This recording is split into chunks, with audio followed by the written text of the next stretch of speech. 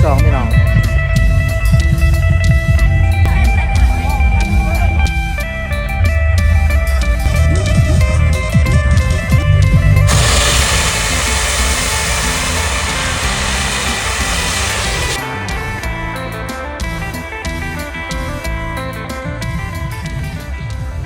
สบายดีพี่น้องขอต้อนรับเข้าสู่งานบุญบั้งไฟปี2026พี่น้องโบแมนบุญบั้งไฟเนาะบุญพระเวทเนาะแต่ว่าเพิ่นมีจุดบั้งไฟพร้อมพี่น้อง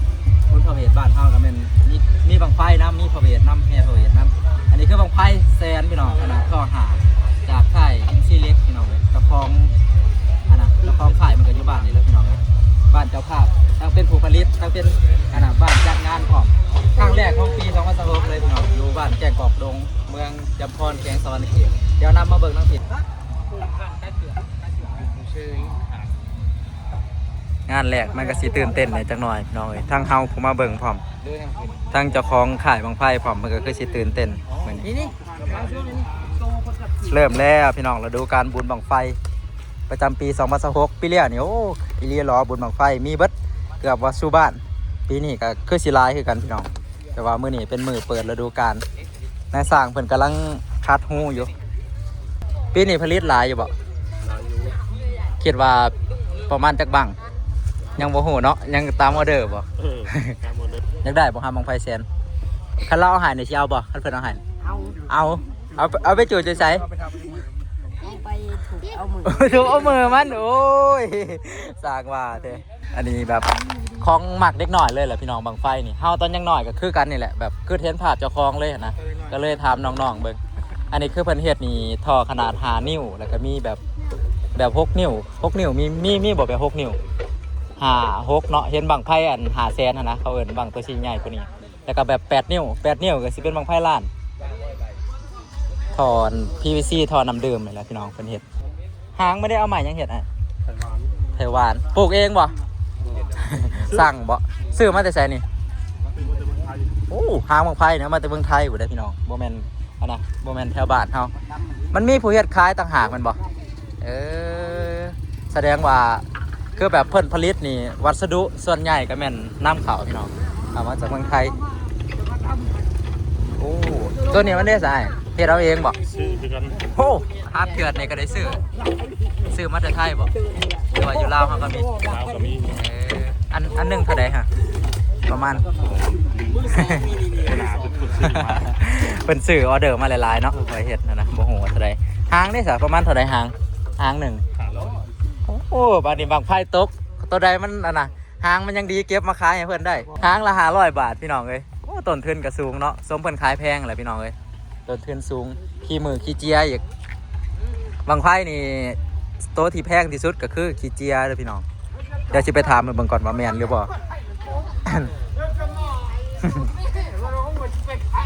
เบิดในบังไพ่นี่ต้นทุนตัวใดแพงกว่าหมู่ไอ้มือบ่หรือว่าขี้เจียเนาะกันสิว่าแล้วกันแพงที่สุดคือขี้เจียพี่น้องเอ้ยเฮ็ดเอาเองบ่เป็นบ่ ขี้เจีย บ่ได้แล้วเนาะต้องได้ซื้อเนาะถ้าถามว่าบังไพ่นี่เป็นหยังเขาคือมักเป็นหยังคนคือมักเบิ่งมันได้รุ่นพี่น้องเอ้ยรุ่นตอนจูด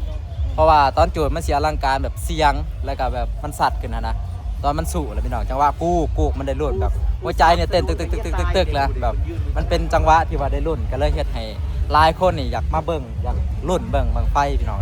นี่แหละคือมนต์เสน่ห์ของบังไฟและที่สำคัญก็คือแบบเวลามันขึ้นสูงๆนะแนมเห็นมันลอยเทิงฟ้าอันนั้นก็คือแบบความภาคภูมิใจของนายสร้างบังไฟเอาเฮ็ดมันขึ้นงามขึ้นสูงเดี๋ยวสักหน่อยพี่น้องเอ้ยจะทำการแสดงเอาใครแม่นนักห้องก็ขึ้นเวทีแต่ว่าบังไฟนี่ขึ้นห้างคนละเวทีเนาะพี่น้องหางมักยาวเนาะจักแมทไอ้หางมันนี่7 เมตรพี่น้องเลยผู้ใดสิอยากซื้อไปแย่ไข่มดแดงบ่ได้เด้อพี่น้อง500 บาทซึ่งบ่แม่นธรรมดาซื้อไข่มดแดงกินไข่กวนเนาะ500 บาทบ่แม่นธรรมดาเลยค่ะท่านคือพลาดไปบ่มันถึงของของมันถึงของพอดีอันนี้บ่ตายตัวพี่น้องแต่ละค่ายบางค่ายก็สั่นบางค่ายก็ยาวเนาะอันนี้หางบางไฟนะบ่เกี่ยวกับเจ้าของเนาะบ่เกี่ยวว่าเจ้าของค่ายเป็นคนสั่นเลดสั่นบ่แม่นอันนี้ขึ้นอยู่กับนายสร้างพี่น้องเพิ่นแบบว่ามักสั่นมักยาวนะโอ้สร้างบางไฟก็หน้าตาดีเด้อพี่น้องเอ้ยผู้สาวนี่ บางคนสิบ่มาเบิ่งบังไฟซั่นเนาะสิมาเบิ่งสร้างบังไฟ สำหรับผู้สาวดอกว่า เพิ่นอัดแน่นพี่น้องเอ้ยเป็นขอแบบขออุดเลยแน่นคักอีหลีบังไฟเรียกว่ามาตรฐานของนายสร้างเพิ่นผู้มาน้ำพาวก็ไปดูงานเลยผู้ข้างหลัง เมื่ออย่าเอาไปเฮ็ดน้ำได้ กันจากเฮ็ดต้องมาเฮียนน้ำเพิ่นก่อนบ่ให้ไผกินไว้เนาะใส่ขี้ตมเพราะว่าเห็นบางคนก็เอาขี้ตมเอานมมาหนวดใส่ใส่คือกันบ่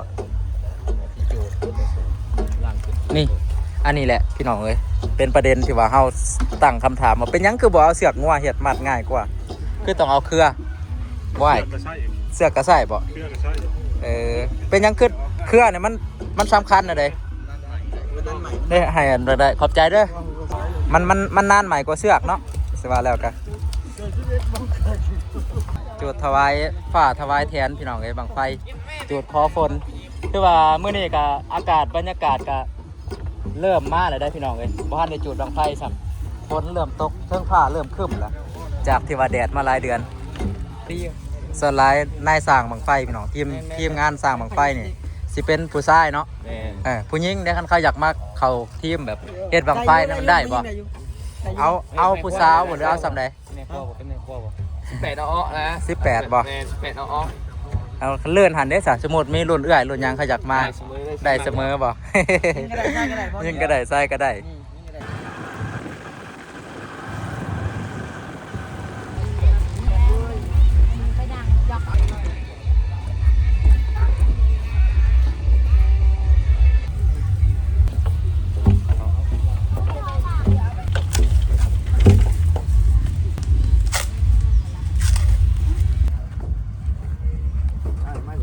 มาอีกแล้วค่ายหนึ่งพี่น้องค่ายปูนาเบิกฟ้ามาจากบ้านละหานำเมืองสองคอน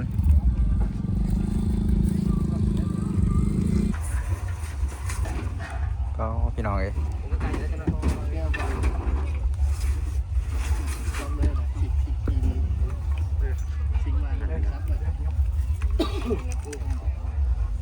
นักจักโลบ่บังไฟนี่บังไฟแซนนี่เคยติดบ่อยู่บ่ ฮะลอยหน่อยหนึ่งเนาะแต่ว่าเป็นยังคือต้องยกระวังยกหลายคนอย่ามันเคลื่อนบ่สังเกตเบิ่งพี่น้องเวลาเพิ่นยกเพิ่นสิยกหลายคนเลยก็ค่อยๆวางหั่นนะแต่ความจริงแล้วยก2คนก็น่าสิได้เนาะแต่ว่าเฮาต้องแบบเฮ็ดแบบระมัดระวังแบบพิธีพิถันหั่นนะ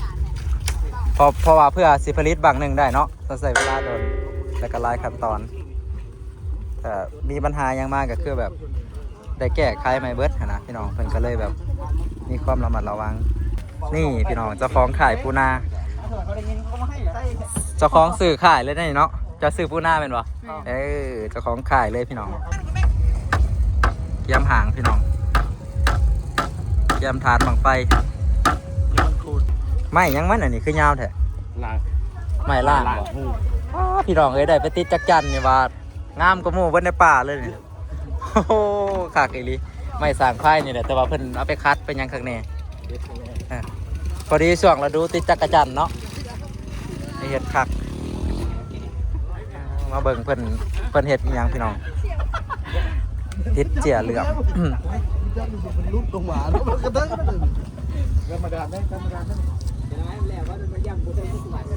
ก่อนสิเบิ่งเพิ่นจุดบังไฟพี่น้องมาเบิ่งเพิ่นเห็ดบังไฟตบแต่งบังไฟก่อนติดให้มันเป็นยังบ่อันนี้ให้มันงามมันบ่เวลามันขึ้นไปสูงเราจังแนมเห็นเด้มันสิตอบกับแสงแดดเด้โอ้มันมีความหมายเบิ่เนาะเฮาเฮ็ดแต่ละอย่างกันฮ้อนอยู่แต่ว่าแสงนี่กันได้ก็บ่อยู่มันแห้งเนาะแม่นแต่ว่าเวลามันลงมามันสิตอบกับแสงแดดเฮาเสียมันวิบสิเห็นได้บังหนึ่งนี่ขี้เจียเบิดจักโลนี่ขี้เจียนี่บ่แม่นบ่ได้บ่เจอคือกันบ่ใส่เป็นแก๊สเนาะแก๊สละ12โลเฉพาะประมาณ80ไป90ตัวได้80โลบ่90โลนะเบิดลายเนาะใส่ลายเนาะแต่พอจังหวะต้นทุนนี่มันจากสูงเนาะเฮ็ดบังไฟเนาะมันสิตกอยู่บางนึงมันสิตกอยู่74 75ซับนึงมันสิโล2กรัม อ๋อเขาจะใส่เป็นซับนะซับก็คือโลสอง คือคอหนึ่งโลสอง แม่น ป้าพี่น้องเอ้ยนี่ โลสองเลย คอหันที่เขาเห็นเป็นหัน โลสองกับ คอละโลสองกรัมอ๋อทุก70 กว่าโล 70ปลายคอ 70 กว่าขอโอ้บ่ธรรมดาพี่น้องเอ้ยแสดงว่าต้นทุนบังหนึงนี่คิดเจียโลเท่าใด แก๊ส1,350 บาท จักโลแก๊สหนึง ใส่อยู่ประมาณ6แก๊ส โอ้แก๊สละ1,300ใส่6แก๊สโอ้เบิดหลายเติบพี่น้องเอ้ยแต่ว่าอันนั้นก็คือค่าเหือค่าแห้งเนาะ แม่น อ่า บ่ได้บวกอีก ค่าผลิตค่าเหือค่าแห้งค่าซีมือพี่แล้วนี่อันเฮ็ดได้หลายเติบบ่ของไฟขายเฮ็ดได้ เดี๋ยวขาย30 30บังป้าหลายเนาะ คือ บุ ว่า ญ ก็คือว่าน้องไม่ก็ ว่าได้ขายจังหาบ้างประมาณแล้วว่ะ ขึ้นทุกบังไว้ แม่นถูกป่ะ โอ้มาทานอยู่เนาะ ได้30บ้างปีไก่ 30บังที่ว่าพี่เลี้ยงนี่ก็บุญหลายเนี่ยเนาะบุญแบบบุญบังไฟน่ะเอาแบบติดต่อๆกันเลย เชียร์เพิ่นสนับสนุนแน่เชียร์เล็กแน่เชียร์ปิ๊บแน่ ผู้เขาเคยซื้อน้ำเนาะ แม่ ผู้เขาเคย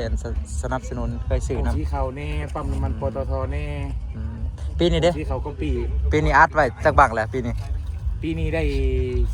13บัง โอ้เตรียมไว้หลายเติมเนาะ แล้วบังหนึง สต็อกไว้หลายเติมอันนี้คือบังแรกของปีแม่นบ่บังแรกแข่งมานพี่น้องเอ้ยถาเบิ่งก่อนถาติดตามเบิ่งผลงานเราอีก แต่ปีไก่นี่เลยชื่อผม ค่ายนี่เพิ่นก็ซื้อหางมาแต่ไทยคือกันพี่น้องเอ้ยซื้อมาแต่ฝั่งไทยว่าฮู้นั่นนี่ปลูกไม้ไผ่ขายหางของไผ่สิบ่รวยบ่เฮาวะหางละ500เนาะ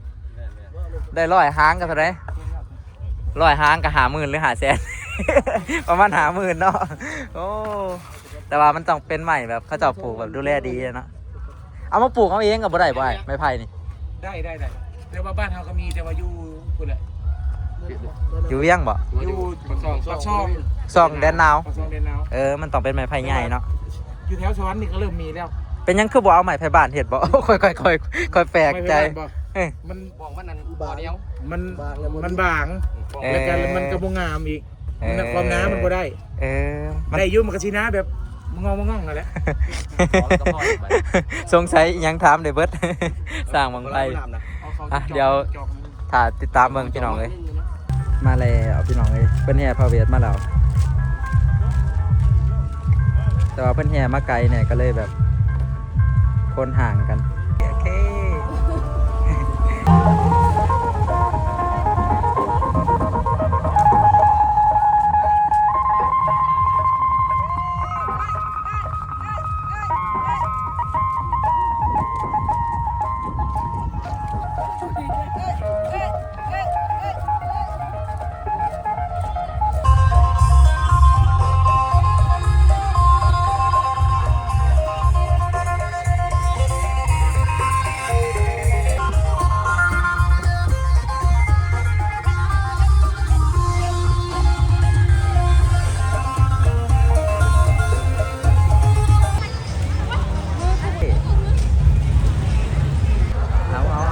เอาอยู่เทิงหัวบัดนี้เอาอยู่เทิงหัว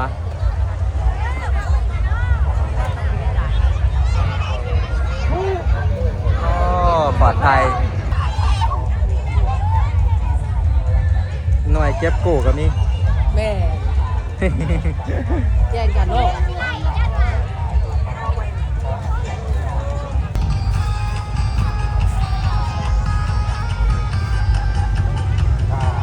ได้กับของร้อนของ จูดเองเมื่อย จุด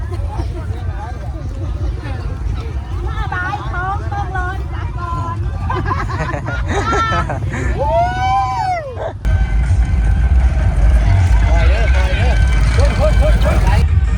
มาแล้วพี่น้องบังแรกพี่น้องเป็นบังไฟหมื่นเป็นบังเปิดงานบังหมื่นบ่พอหรือว่าบังจักโลนี่ ท่อ4อัน ต่อสี่นี่พี่น้องเจ้าของขายเพื่อนเจ้าของขายซีเล็กพอลบบ่ พอลบ บุญครบไก่บังไก่ บุญขบขายบางไฟซีเล็ก พวกจับเลย ทีมงานเพื่อนไม่ได้จับจูดพี่น้องเลยทีมงานจับจูดพี่น้อ ของ งเจอ้ำแล้วแม่น ขายซีเล็ก แป๊บของเก็บป้อม3 2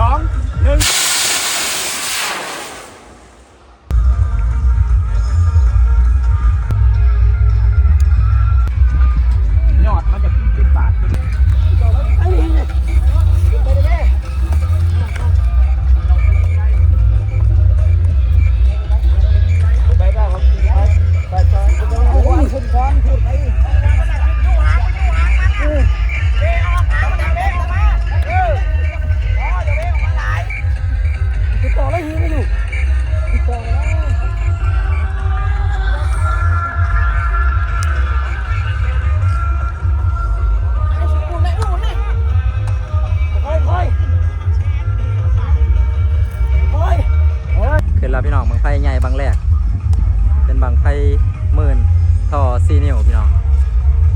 ใหญ่กว่านี้1 นิ้วแล้วเป็นบังไฟแสน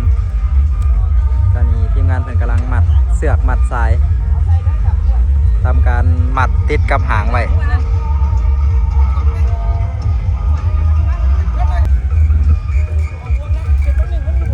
นี่บอกกูไหม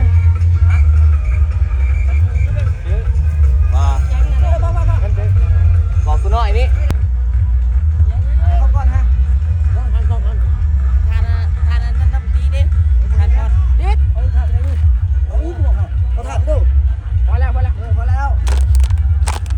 ผมเมาบ่แพ้แล้วก็ปล่อยแล้วเอาแน่ตีนฮะเลยนี่เดี๋ยวเลย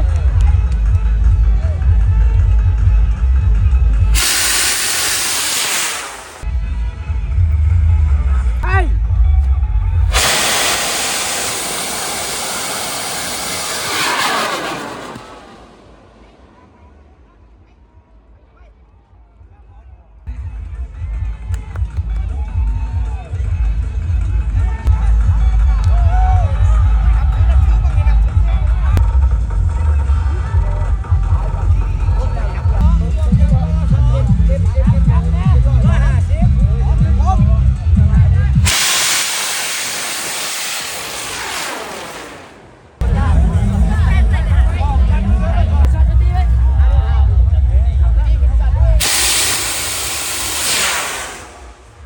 แบบเป็นวงก็มีพี่น้องเลยบังไฟตะไลเป็นเอิดว่ะ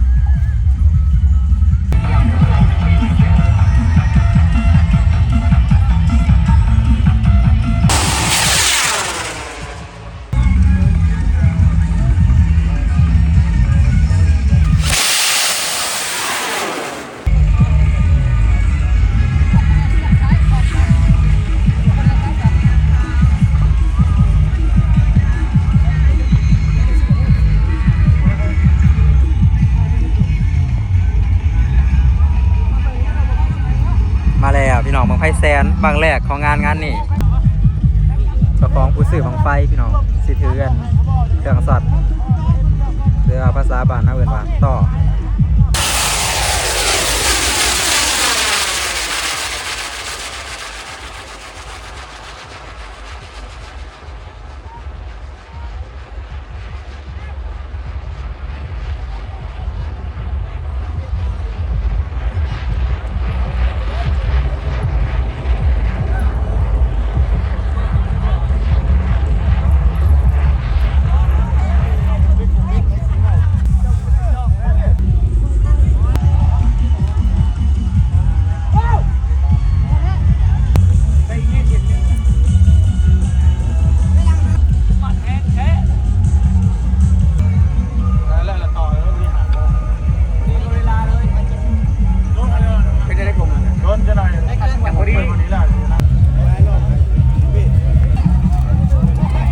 พี่น้องรอหล่นเมืองบังไฟแสนบางแรกพี่น้องไอ้จากไข่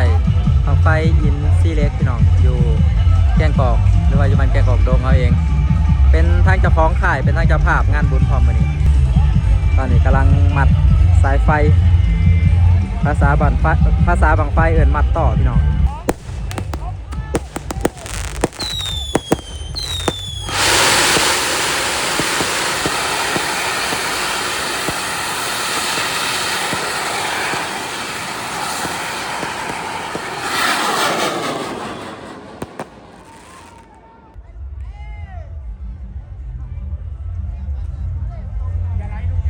เป็นง่ามไปเลยพี่น้องเลย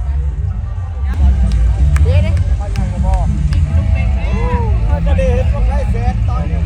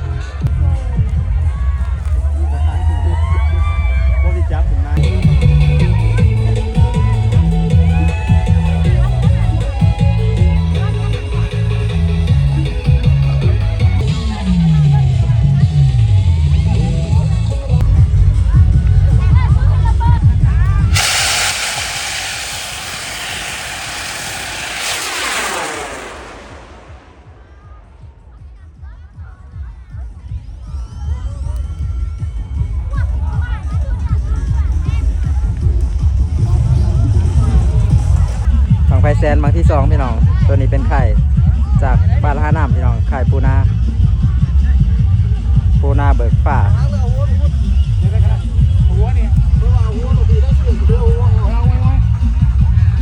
โอเค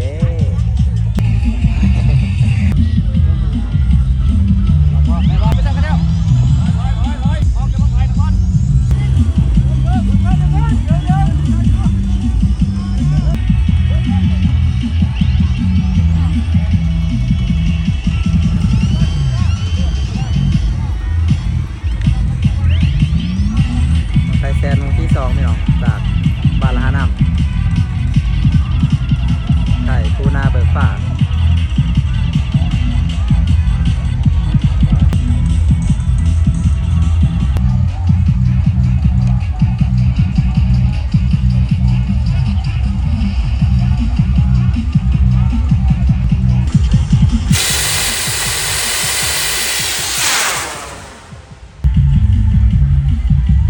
จูดต่อพี่น้องเตรียมจูดเตรียมสอดเนาะโมเมนจูดสมัยตะกี้ก็แม่นยัดใส่แล้วพี่น้องแต่สมัยนี้ก็เป็นยัดใส่แบบไฟฟ้า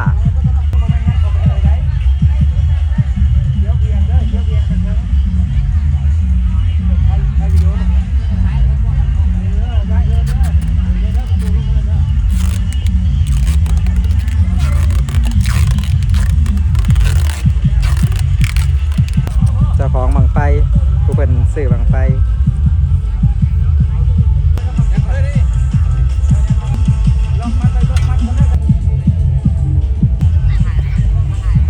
อันนี้คือบังไฟแซนบังที่สองพี่น้องของงานมื้อนี้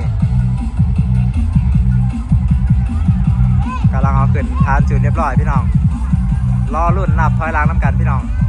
ก่อนที่ว่าเพิ่นสิจุดสิทำการปล่อยขึ้นเทิงฟ้า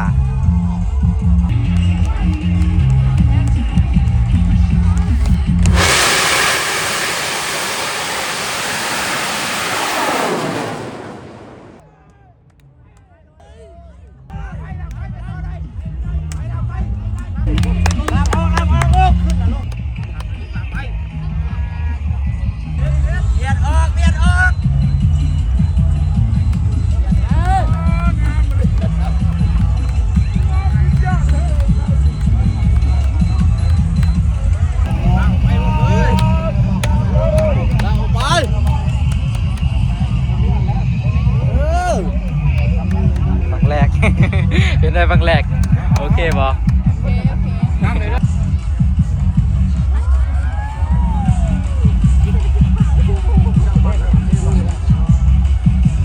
สวยงามพี่น้องขึ้นสูงอันนี้คือความภาคภูมิใจของนายสร้างบังไฟพี่น้องที่ว่าได้เห็นผลงานของเจ้าของทะยานขึ้นสู่ท้องฟ้า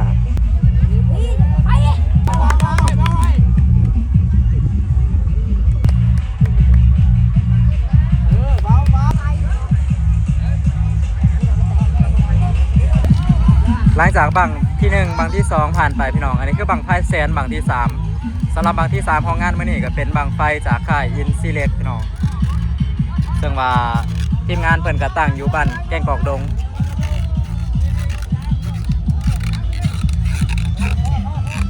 กำลังเตรียมขึ้นฐานพี่น้องตอนนี้เพิ่นก็เอาไป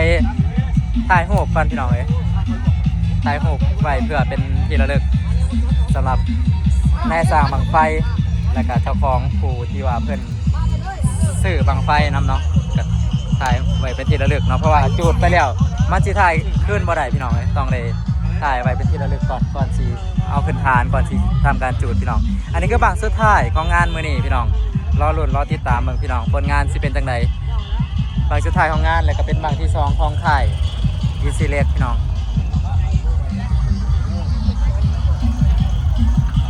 สำหรับเด็กหน่อยพี่น้องที่ว่าอยากเข้ามาในขอบเขตนี่ก็ชิมีหน่วยรักษาความปลอดภัยหรือว่ากองร้อนบ้านพี่น้องภาษาอังกฤษVillage Security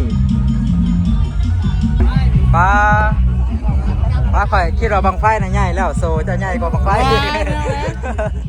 ใหญ่ขนาดตอนนี้บังไฟแซนบังที่2พี่น้องกำลังขึ้นสู่ฐานโดยความอีหลากอีเรือเพราะว่าทั้งใหญ่ทั้งหนักเพิ่นว่าประมาณเกือบ100 กิโลพี่น้องเอาบ่บังไฟแสนฮะ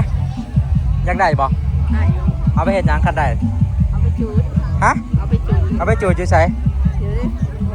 เดี๋ยวดิของน้า จูดอยู่ทงนาใครสิเป็นคนจูด เอาไปนะ เขาได้เอาบ่บังไฟแสนคันเขาเอาให้ฮะเอาไปเฮ็ดอะไร เอาไปแยง เอาไปแยง เอาไปเบิร์เอาไปโชว์ในเรือนมาเอาเลย ไปโชว์ในเรือนบ่ ได้แล้วสิ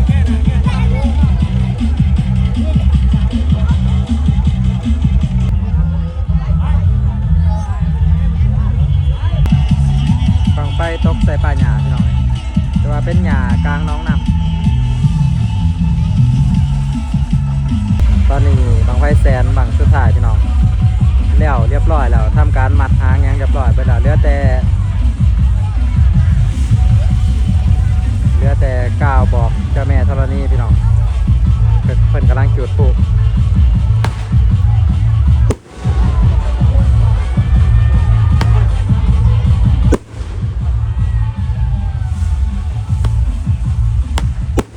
จะหนึ่งไฟแสนบังสุดท้าย